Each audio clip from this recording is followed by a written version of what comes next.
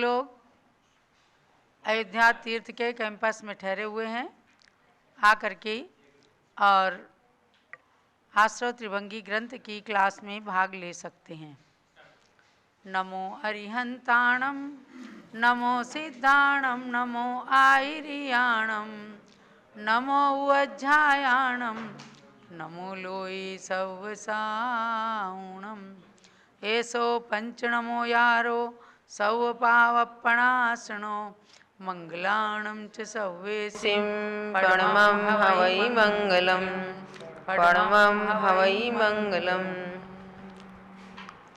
सरस्वती नमस्तुभ्यं वरदे कामरूपिणी विद्यारंभं करिष्यामि सिद्धिर्भवतु मे सदा। बोलो द्वादशांगमयी जिनवाणी माता की जय। अभ्यात्माओं, स्वाध्याय का समय हुआ है।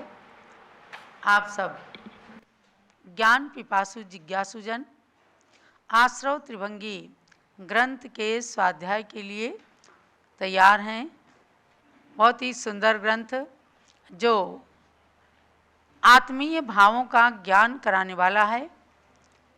विक्रम संवत की 13वीं शताब्दी में श्री श्रुत मुनि के द्वारा रचित यह आश्रव त्रिभंगी ग्रंथ है, जिसमें कैसे कर्म आते हैं, कैसे आश्रव होता है, कैसे उनका अनाश्रव हो सकता है और कैसे उनकी विच्छुत्ति अर्थात आश्रव विच्छुत्ति होती है।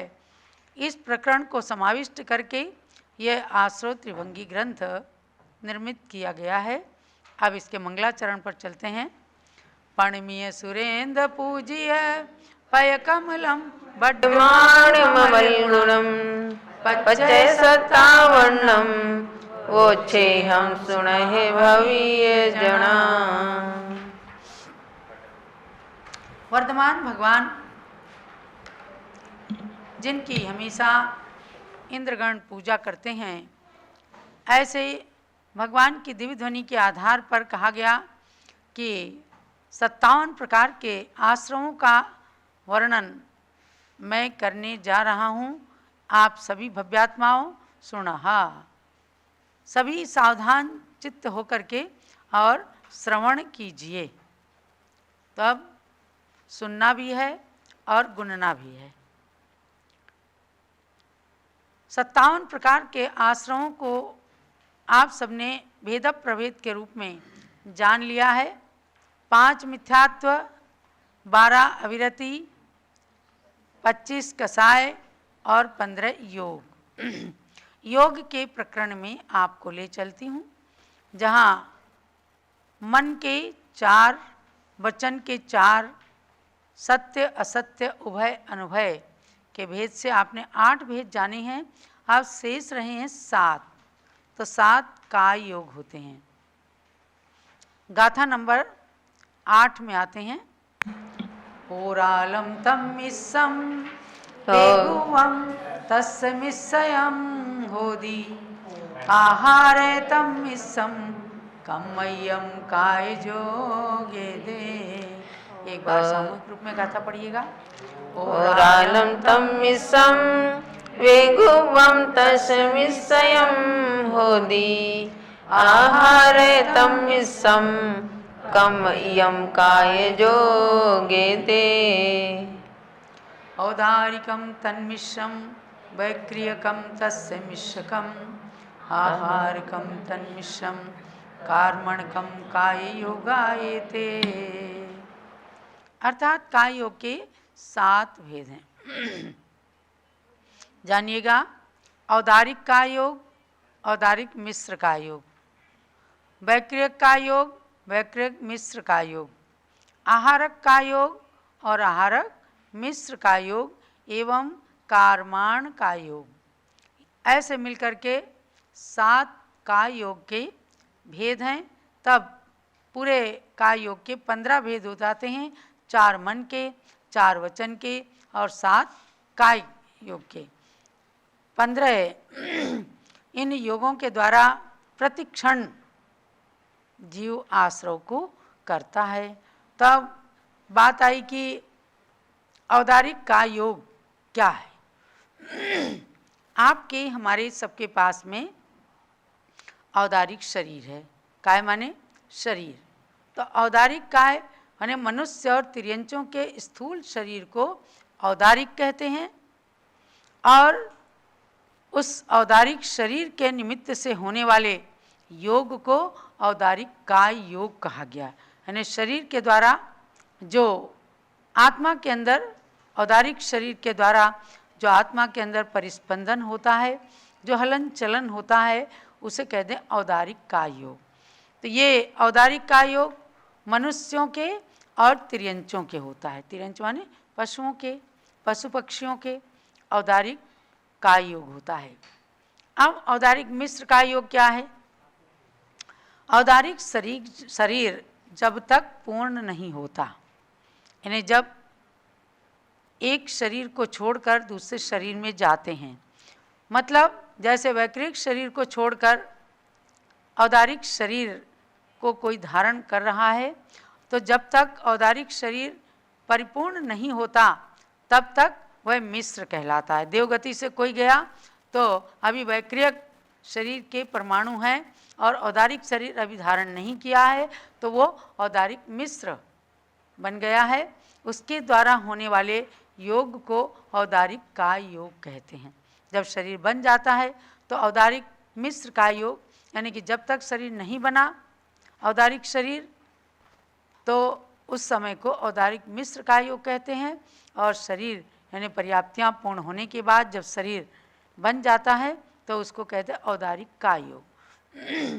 यह औदारिक काय योग आपने जान लिया है कि मनुष्यों के और तिर्यंचों के होता है।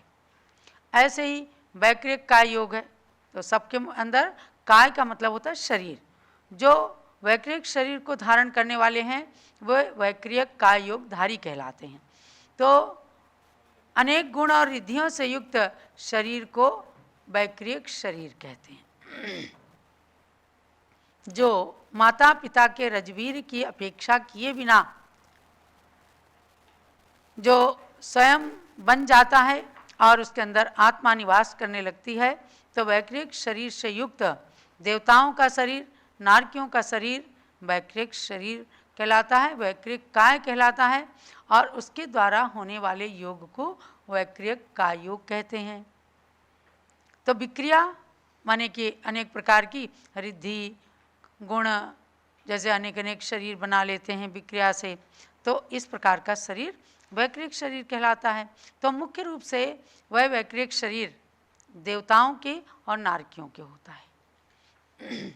रिद्धि के निमित्त से मनुष्यों के भी हो सकता है, तिर्यंचों के भी, कुछ तिर्यंचों के भी वैकृतिक शरीर माना गया है। जैसे मुनिगण तपस्या करते हैं तो उनके विक्रिया रिद्धि हो जाती है। तो जो विक्रिया रिद्धि के द्वारा छोटा बड़ा शरीर बनाया जाता है तो वैकृतिक शरीर कहलाता है। औदारिक शरीर के साथ उनके वैकृतिक शरीर भी हो जाता है। समझो जैसे विष्णु कुमार मुनिराज ने विक्रिया से अपने शरीर को वामन के रूप में छोटा भी बना लिया, और उस शरीर के परीक्षण के लिए कि मुझे विक्रिया रिद्धि हुई है, ऐसा जब पुष्पदंत क्षुल्लक जी ने बताया, तब उस शरीर की महिमा को जानने के लिए विक्रिया रिद्धि मुझे हुई है, इस बात की उन्हें जानकारी ही नहीं थी। तब उन्होंने हाथ जब बढ़ाया तो बहुत बड़ा आगे जा कर के गुफा के बाहर तक हाथ बढ़ता ही चला गया। उन्होंने जाना कि मुझे विक्रिया रिद्धि हो गई। तो ऐसे औदारिक शरीर वाले रिद्धिधारी मुनिराजों को भी विक्रिया रिद्धि जब हो जाती तो वे वैकृतिक शरीर उससे निर्मित करते हैं। वैकृतिक मिश्र का योग किसे कहते हैं? तो वैकृतिक शरीर जब तक पूर्ण नहीं होता तब तक मिश्र रहता है, और उस मिश्र योग के द्वारा जो कार्य होता है, जो योग होता है, वह कहलाता है वैकृतिक मिश्र का योग। तो अपने हुए कितने? औदारिक का योग, औदारिक मिश्र का योग, वैकृतिक का योग और वैकृतिक मिश्र का योग। अब आहारक का योग। आहारक का योग क्या है? छठे गुण स्थानवर्ती मुनि अपने को किसी विषय में संदेह होने पर जिस शरीर के द्वारा जाकर और केवली शुद्ध केवली के पाद मूल में उनके अर्थ को पूरी तरह से समझ करके अपने संदेह को दूर करके और आ करके उसी औदारिक शरीर में प्रविष्ट हो जाते हैं, तो वह आहारक शरीर कहलाता है। ये भी औदारिक शरीर वालों के रिद्धि के रूप में हुआ करता है, किसी किसी मुनि के ही होता है, और 7वें गुणस्थान में ये प्रकट होता है और 6ठे गुणस्थान में इसका कार्य होता है। ये विशेष रूप से जानना है, क्योंकि आपकी परीक्षा में ये थोड़ी सी सूक्ष्मता भी आ सकती है। 7वें गुणस्थान यानी अप्रमत्त विरत मुनिराज के ये विशेष कारणवश, विशेष रिद्धि के कारण, तपस्या के कारण ये प्रकट हो जाता है और उसका कार्य शुरू होता है 6ठे गुणस्थान में। यानी कि जो पैरों से चलकर वे किसी अकृत्रिम चैत्यालय की वंदना करने जाएं, इसके लिए कहा जिण जिण घर वंदन ठमचा।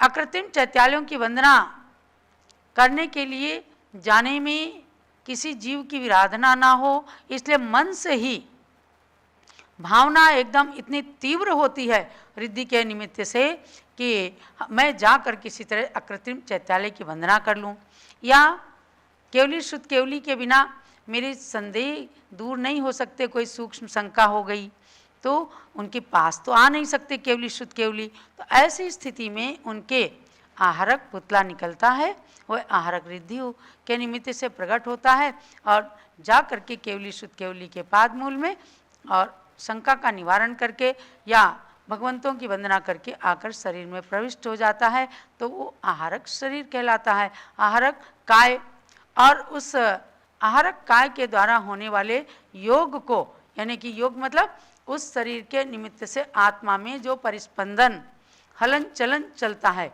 उसको कह देते हैं काय योग। तो ऐसा आहारक काय योग होता है।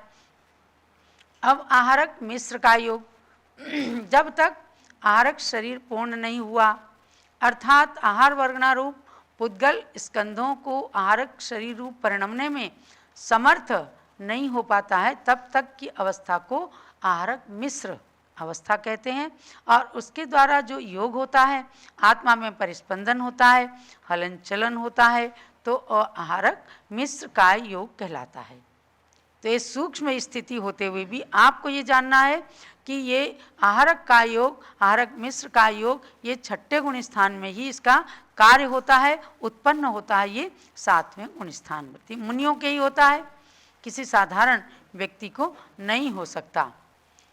जैसे मनःपर्य ज्ञान, आहारक रिद्धि, विक्रिया रिद्धि, ये रिद्धिधारी मुनियों को ही होता है। तो ये भी ध्यान रखना है कि आहारक पुतला और वैक्रियक पुतला एक साथ, आहारक रिद्धि और वैक्रियक रिद्धि, विक्रिया रिद्धि दोनों एक साथ नहीं हो सकते। 3 चीज़ों का परस्पर में एक दूसरे के साथ विरोध है। आहारक रिद्धि, विक्रिया रिद्धि और मनःपर्य ज्ञान एक चीज होगा तो आहारक शरीर 7वें गुणस्थान में उत्पन्न होता है बताया, और उसका कार्य 6ठे गुणस्थान में होता है। इसी प्रकार से मनःपर्य ज्ञान भी 6ठे 7वें गुणस्थानवर्ती मुनिराजों को होता है, और विक्रिया रिद्धि भी 6ठे 7वें गुणस्थानवर्ती मुनियों को ही होता है। ये तीनों एक साथ कभी हो नहीं सकते। तो यहाँ आहारक काय योग और आहारक मिश्र काय योग को आपने जाना। अब है कार्माण काय योग। कार्माण के साथ मिश्र नहीं है, केवल कार्माण काय योग है। तो ज्ञानावरण आदि जो 8 कर्म हैं, 8 कर्म की 148 प्रकृतियां होती हैं। ज्ञानावरण आदि 8 प्रकार के कर्म स्कंद को ही कार्मण शरीर कहते हैं। अनेक कर्मों से बने हुए पुद्गल स्कंधों को ही कार्मण शरीर कहते हैं, और उसके द्वारा होने वाले योग को कार्मण काय योग कहते हैं। तो ये आपको 7 योगों के बारे में बताया। औदारिक काय योग और औदारिक मिश्र काय योग ये दोनों तिर्यंच और मनुष्यों के होते हैं। वैक्रिक काय योग, वैक्रिक मिश्र काय योग ये देव और नारकियों के होते हैं। और आहारक काय योग, आहारक मिश्र काय योग ये मनुष्यों में रिद्धिधारी मुनियों के 6ठे गुणस्थान में हुआ करते हैं। ये बात अब आपको पूरी तरह से जान लेना है। और कार्माण का योग उसके अतिरिक्त विग्रह गति में स्थित चारों गतियों के जीवों को होता है। विग्रह गति क्या है? एक शरीर से दूसरे शरीर को धारण करने के बीच का जो काल है वह विग्रह गति कहलाती है। एक समय, 2 समय अथवा 3 समय तक उसमें जीव अनाहारक रहता है।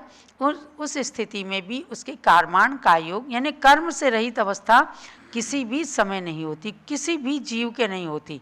अगर कर्म से रहित अवस्था हो जाए तो जीव अचेतन बन जाएगा और जीव तो हमेशा जीव ही रहता है। जीव कभी अजीव नहीं बन सकता, अजीव कभी जीव नहीं बन सकता।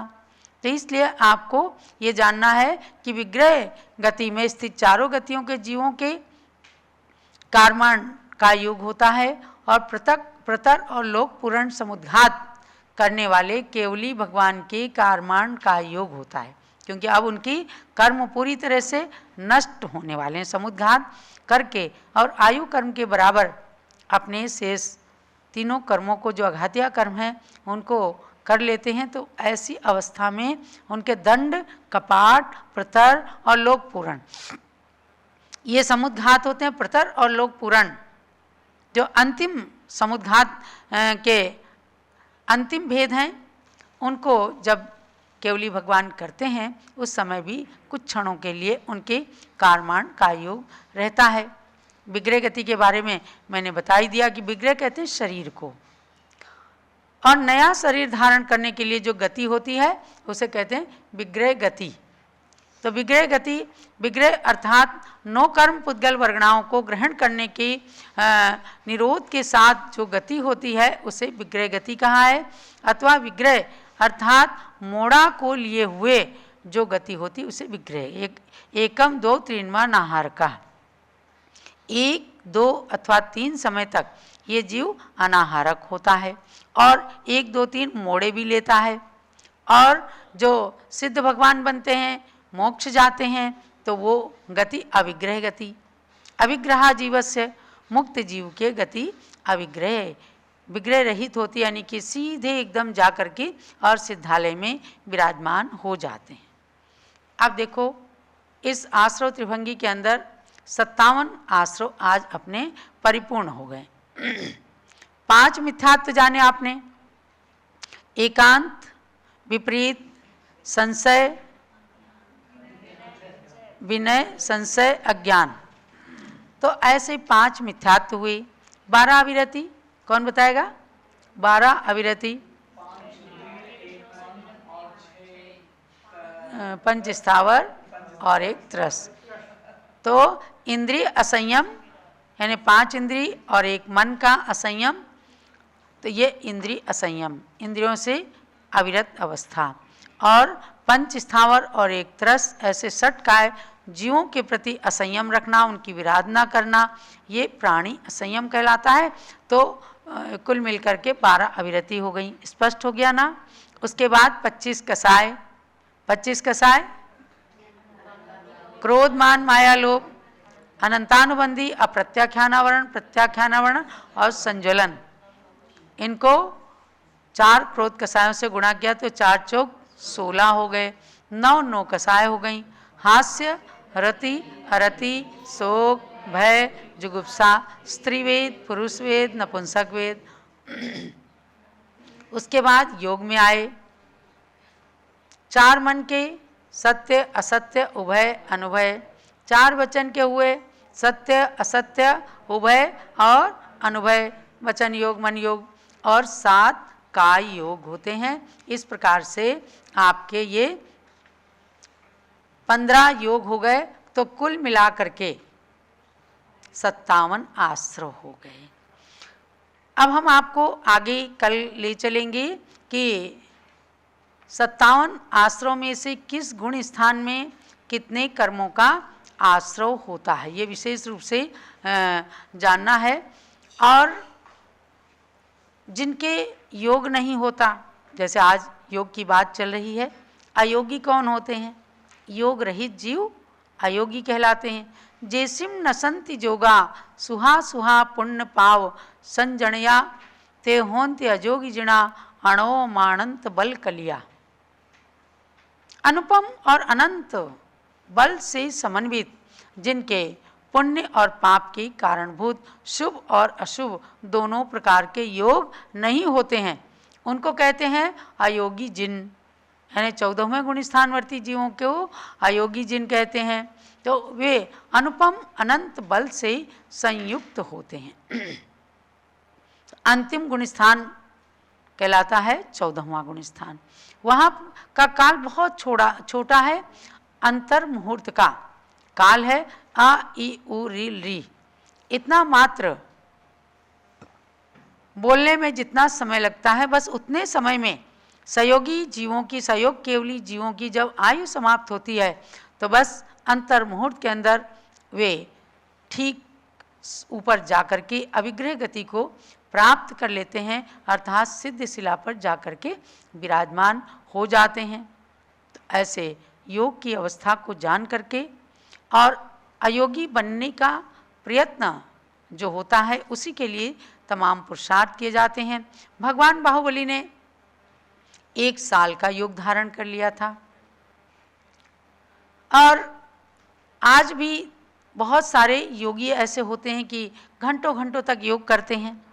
गणी ज्ञानमती माता ही बताया करती हैं कि चारित चक्रवर्ती आचार्य शांति सागर महाराज की परंपरा में जो द्वितीय पट्टाचार्य शिव सागर महाराज जी थे, तो जेठ की भरी दोपहरी में जा करके मंदिर की छत के ऊपर खड़े होकर के और घंटों घंटों सामायिक करते थे, तपस्या करते थे। हम नांद गांव के अंदर गए तो मंदिर हमें दिखाया गया कि इस शिखर के पास में खड़े होकर के शिव सागर महाराज जी ध्यान किया करते थे। ये बहुत बड़ी मन वचन काय तीनों योगों को निरोध करने की बहुत बड़ी प्रक्रिया है। आज क्या योगा कह देते हैं। शरीर को स्वस्थ करने के लिए वो जो योग किया जाता है, योगा किया जाता है, खैर उसको भी योग साधना आप ले लीजिए, क्योंकि उसमें भी शरीर को अनुशासित तो करना ही होता है, मन को भी अनुशासित करना होता है। परंतु यहाँ पर योगों की बात जो कही है, वो मन वचन काय, इन 3 योगों के निमित्त से आत्मा के अंदर हलन चलन होता है और उसके कारण कर्म आते हैं। यहाँ मुख्य रूप से बात चल रही आश्रव की। तो आश्रव का मतलब है कि योग के निमित्त से जो आत्मा में परिस्पंदन होता है। अब हम शुभ कार्य करेंगे तो आत्मा में शुभ कर्म का आश्रव होगा, अशुभ कर्म करेंगे तो अशुभ आश्रव होगा। एक प्रश्न आया कि आहारक का योग और आहारक मिश्र का योग मुनियों के ही होता है या मनुष्यों के भी हो सकता है। मैंने बहुत स्पष्ट किया है कि केवल आहारक रिद्धिधारी मुनियों के ही होता है। तो आपको जानना है कि ये 7वें गुण स्थानवर्ती मुनियों के प्रकट होती है आहारक रिद्धि, लेकिन इसका कार्य जो जाकर के संदेह को दूर करना, केवली शुद्ध केवली के पाद मूल में जाकर, या अकृत्रिम चैत्यालयों की वंदना के भाव होना, तो ऐसे समय में मुनियों के रिद्धि के प्रभाव से एक हाथ का सफ़ेद रंग का पुतला निकलता है और वो अपने कार्य को करके आकर के शरीर में मस्तक से निकलता है, उस मस्तक में आके प्रविष्ट हो जाता है और रिद्धिधारी मुनि का अपना कार्य पूरा हो जाता है, सूक्ष्म शंका का समाधान हो जाता है और अकृत्रिम चैत्यालयों की वंदना हो जाती है। ऐसे 57 आश्रमों को जान करके आप सबको शुभ आश्रम की ओर बढ़ना है। और कल जब हम चलेंगे कि अब आपको धीरे धीरे ये समझ में आएगा कि हमारे कितने आश्रम हैं, त्रियंचों के कितने आश्रम हो सकते हैं, 2 इंद्रिय जीव के, या कौन से गुण स्थान में कितने 57 में से कितने कर्मों का आश्रय होता है। इस ओर चल करके हम जानेंगे, तब